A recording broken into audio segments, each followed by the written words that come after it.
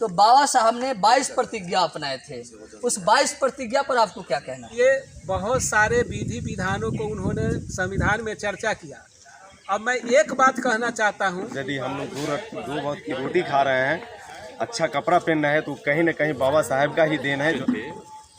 तो बाबा साहब ने जगाने का काम किए और आज वही चीज हम लोग अपने समाज में।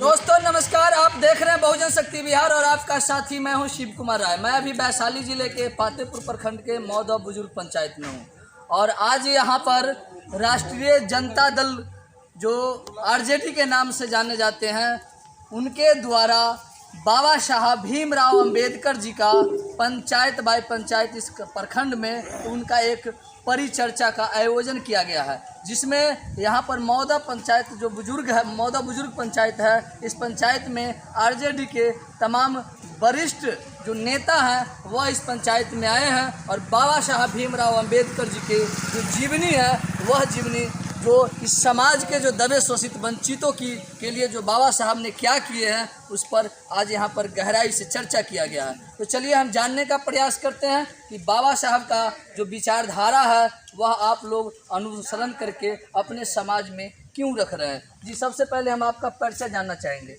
मेरा नाम मोहम्मद जसीर है। जी, मुझे एक सवाल है आपसे। सवाल यह है कि आप लोग बाबा साहब की जो परिचर्चा कर रहे हैं, बाबा साहब का जो दिया हुआ संविधान है, उस संविधान की व्याख्या कर रहे हैं, तो बाबा साहब ने 22 प्रतिज्ञा अपनाए थे। उस 22 प्रतिज्ञा पर आपको क्या कहना है? देखिए, सबसे पहली बात कि अंबेडकर जी के बारे में कहना चाहते हैं, जो 1891 में जन्म लेने वाला ये मानव नहीं महामानव थे, और जो समाज को इन्होंने जो दिया और कितना संघर्ष किया, और छुआछूत की भेदभावना थी, स्कूल में पढ़ने नहीं दिया जाता था, उसके लिए समानता की बात नहीं होती थी, उन चीज़ों को लाया। शिक्षित होने की भी बात उन्होंने कहा, समानता की भी बात किया, स्वतंत्रता धर्मनिरपेक्षता का भी बात किया जो मूल मंत्र है उनमें, और शोषण के विरुद्ध जो समाज का कार्यक्रम चल रहा था, मनुवादी स्मृति के अंतर्गत जो चल रहा था ये देश, उसको समाप्त करने के लिए बहुत सारे विधि विधानों को उन्होंने संविधान में चर्चा किया।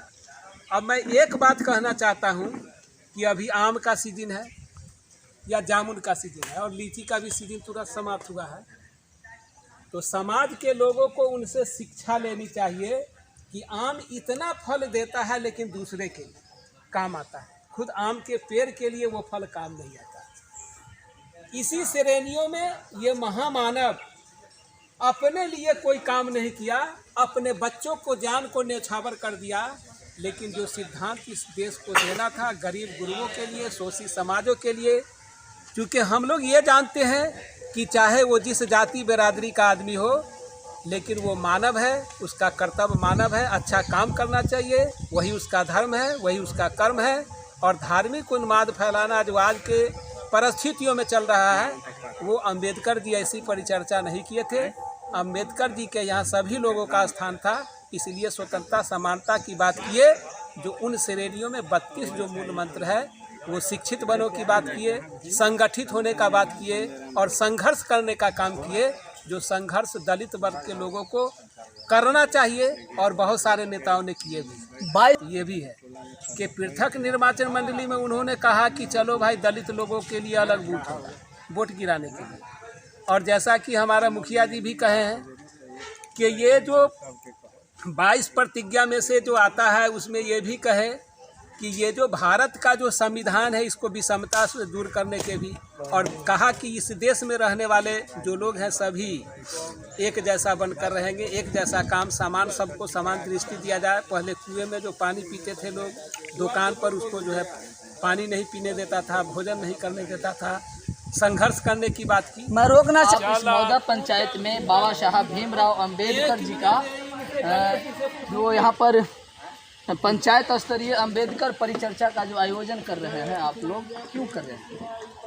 देखिए, समाज के लोगों को अभी भी अंबेडकर जी के बारे में बहुत जो दलित तबके के लोग हैं उनको अभी भी ये नहीं जानकारी है जो बाबा साहब ने हम लोग को क्या दिया है।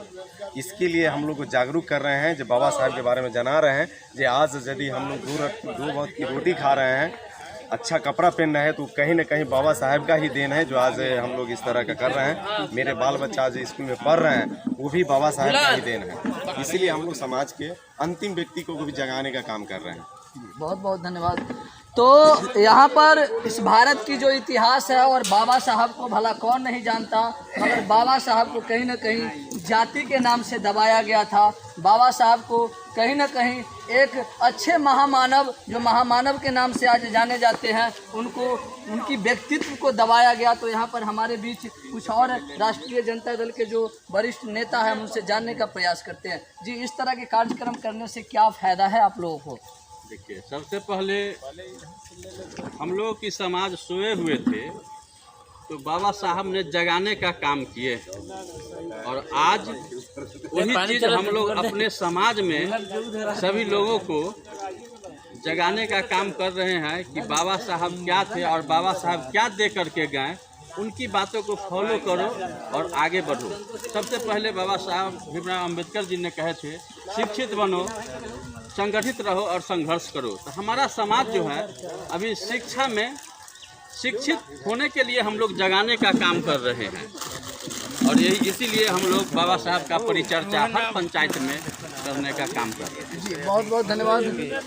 तो मैं बताना चाहूँगा, जिस तरह आज यहाँ पर राष्ट्रीय जनता दल के जितने भी जो कार्यकर्ता हैं वो आज हर समाज में बाबा साहब की विचारधारा को रखने जा रहे हैं, बताने का प्रयास कर रहे हैं और बताते भी हैं। तो उस समय भी बाबा साहब ने अपने समाज के लिए संघर्ष किए थे।